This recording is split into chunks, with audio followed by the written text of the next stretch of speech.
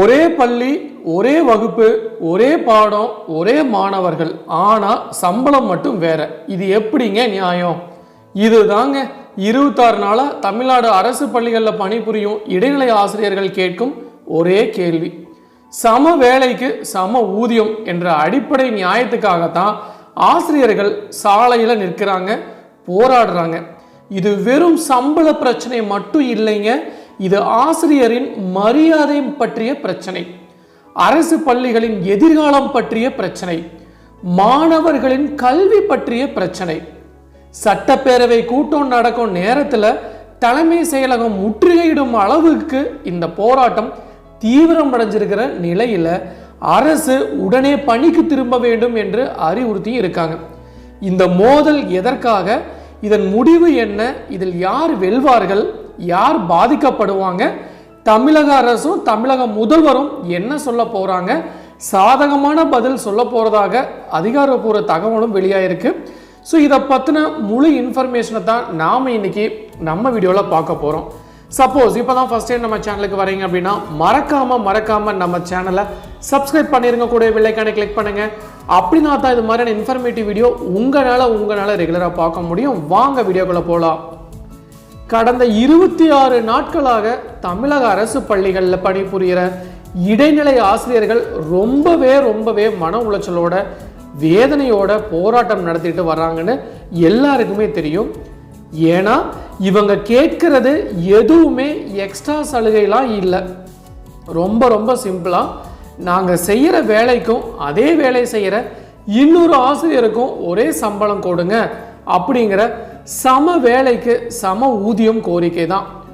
ஒரு அரசு பள்ளியை எடுத்துக்கோங்க, அதே ஸ்கூலில் அதே கிளாஸ் ரூமில் அதே 5ஆம் வகுப்பு மாணவர்களுக்கு கணக்கு பாடம் சொல்லுற 2 இடைநிலை ஆசிரியர்கள் இருக்காங்கன்னா ஒருத்தருக்கு மாத சம்பளம் அதிகமாக வருது, இன்னொருத்தருக்கு அதை விட குறைஞ்ச சம்பளம் வருது. ஆனால் செய்கிற வேலை என்ன?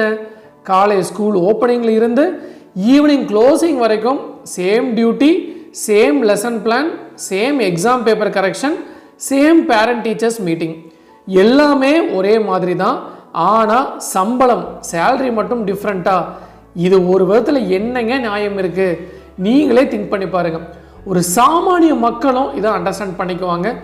ஏன் தமிழக அரசு இன்னும் அண்டர்ஸ்டாண்ட் பண்ணிக்க மாட்டேங்கிறாங்க அப்படிங்கிறது தான் இடைநிலை ஆசிரியர்களோட பயங்கர கோபமாகவும் இருக்குது. இதுதான் இந்த போராட்டத்துக்கான அடிப்படை காரணமே. அவங்க சம்பள உயர்வுலாம் கேட்கல, சரியான விதத்தில் சம்பளம் கொடுங்க, சரியான இலக்கோட சம்பளம் கொடுங்க, சம வேலைக்கு சம ஊதியம் கொடுங்க அப்படிங்கிற கோரிக்கை தான் முன் வச்சிருக்காங்க. 2009-10க்கு பிறகு நியமிக்கப்பட்ட இடைநிலை ஆசிரியர்களுக்கு குறைந்த ஊதியம் நிர்ணயம் பண்ணப்பட்டதால இந்த பே டிஸ்பாரிட்டி உருவாயிருக்கு. இதை சரி பண்ண சொல்லி தான் ஆசிரியர்கள் கடந்த 26 நாட்களாக தொடர்ந்து போராட்டம் நடத்திட்டு இருக்காங்க. ஆரம்பத்தில் silent protest, black patch, district level demonstration மாதிரி ஆரம்பித்த இந்த போராட்டம் அரசு கவனிக்கலைன்னு நினச்சி சட்டப்பேரவை கூட்டம் தொடங்கிய நேரத்தில் இப்போ இல்லைனா எப்போ அப்படின்னு நினச்சி நேற்று சென்னை தலைமை செயலகத்தை முற்றுகையிடும் அளவுக்கு தீவிரமாக போராட்டம் ஆயிருச்சு. ஸோ அதே நேரத்தில் தான் நாங்கள் மட்டும் இல்லைங்க, நம்மள மாதிரியே பாதிக்கப்பட்ட இன்னொரு கூட்டம் இருக்காங்கன்னு சொல்லி பகுதி நேர ஆசிரியர்களும் தொடர்ச்சியாக போராட்டம் நடத்திட்டு வராங்க. ஸோ அவங்களுக்கு நிரந்தர வேலை இல்லை, ப்ராப்பர் சம்பளம் இல்லை, சோசியல் செக்யூரிட்டி இல்லை. இதுவும் சேர்ந்து அரசு பள்ளிகளின் நிலைமை ரொம்ப சென்சிட்டிவ் ஆயிருச்சு அப்படின்னே சொல்லலாம். ஸோ இதுக்கு முன்னாடி பழைய ஓய்வூதிய திட்டம் வேண்டி போராட்டம் நடத்தினாங்க. அவங்களுக்கு தமிழக அரசு பழைய ஓய்வூதிய திட்டம் டாப்ஸ் நிச்சயமாக நடைமுறைப்படுத்தப்படும் அப்படின்ட்டு ஒரு ஆய்வறிக்கையும் கொடுத்தாங்க. ஸோ அதே மாதிரியே ஜனவரி 1ஆம் தேதியிலிருந்து டாப்ஸ் நடைமுறைப்படுத்தப்படும் அப்படின்னு ஒரு அறிக்கையும் விட்டாங்க. ஸோ இது ஒரு பக்கம் சந்தோஷமான விஷயமா இருந்தாலும் இப்போ இவங்க போராடி கொண்டிருக்கிற சம வேலைக்கு சம ஊதியம் அப்படிங்கிறது பார்த்தீங்க அப்படின்னா ஸோ ரொம்பவே சிரமப்பட்டிருக்காங்க. எங்களுக்கு இதை ஆக்டிவேட் பண்ணி கொடுங்க, எங்களுக்கு இது ஒரே மாதிரி சம்பளம் கொடுங்க அப்படின்ட்டு போராடிட்டு வராங்க. கிட்டத்தட்ட 30 நாள் ஆயிடுச்சு. இப்படி இருக்க சூழ்நிலையில தான் பள்ளி கல்வித்துறை அமைச்சர் அன்பில் மகேஷ் பொய்யாமொழி அவர்கள் நாங்கள் எப்போதும் எக்காரணத்தை கொண்டும் அரசு ஊழியர்களை கைவிட மாட்டோம் அப்படின்னு சொல்லியிருக்காங்க. ஸோ அப்படி இருக்கும்போது இவங்களை கைவிடலாமாங்க சார் அப்படிங்கிற மாதிரி ஒரு கேள்வியும் எல்லாத்துக்கிட்டையும் வந்துட்டு இருக்கு. ஸோ இந்த சூழ்நிலையில தான் பள்ளி கல்வித்துறை திடீர்னு ஒரு அறிவுறுத்தல் வெளியிட்டிருக்காங்க. இடைநிலை ஆசிரியர்கள் எல்லாருமே உடனே பணிக்கு திரும்பணும், அதுவும் சாதாரணமா இல்லை, திரும்ப வர்றப்போ மாவட்ட கல்வி அலுவலர் தொடக்க கல்வி அலுவலரிடம் அனுமதி வாங்கினா தான் டியூட்டி ஜாயின் பண்ண முடியும்னு ஸ்ட்ரிக்டா சொல்லியிருக்காங்க. இதை ஆசிரியர்கள் எப்படி பார்க்குறாங்கன்னா, நாங்கள் பிரச்சனை சொல்ல வந்தால் அதுக்கு தீர்வு சொல்லாமல் இப்போ ப்ரெஷர் போடுறாங்கன்னு ஒரு கோபமும் ஒரு பயமும் சேர்ந்துருக்கு. ஏன்னா அனுமதி இல்லாமல் போனால் ஆக்சன் சம்பளம் பிடித்தம், சர்வீஸ் ரெஜிஸ்டரில் என்ட்ரி, டிரான்ஸ்ஃபர் மாதிரி விஷயங்கள் நடக்குமோன்னு ஆசிரியர்களுக்கு பயம். ஆனால் மறுபக்கம் பார்த்தீங்கன்னா மாணவர்கள் தான் ரொம்ப பாதிக்கப்படுறாங்க. அரசு பள்ளி மாணவர்கள் டெய்லி மிட் டே மீல் வருது, ஸ்கூல் தான் அவங்களுக்கு ஃபியூச்சருக்கான ஒரே ஹோப்பு. அந்த ஸ்கூலில் கிளாஸ் நடக்கலைன்னா சிலபஸ் பேக்லாக் ஆகுது, எக்ஸாம் டேட் நெருங்குதுன்னு பேரண்ட்ஸ் ஆன்சிட்டி அதிகரிக்குது. ஸோ அதனால தான் இந்த போராட்டம் டீச்சர்ஸ் விஸ் கவர்மெண்ட் மட்டும் இல்லைங்க, எஜுகேஷன் சிஸ்டம் முழுக்க பாதிக்கிற விஷயமா மாறி இருக்கு.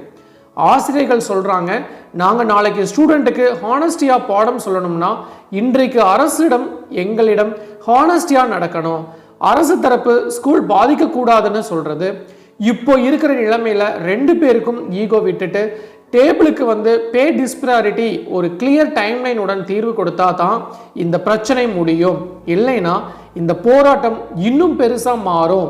அதன் விளைவு ஆசிரியர்களுக்கும் மாணவர்களுக்கும் முழு மாநிலத்துக்குமே பாதிப்பை தரும் அப்படின்னு சொல்றாங்க.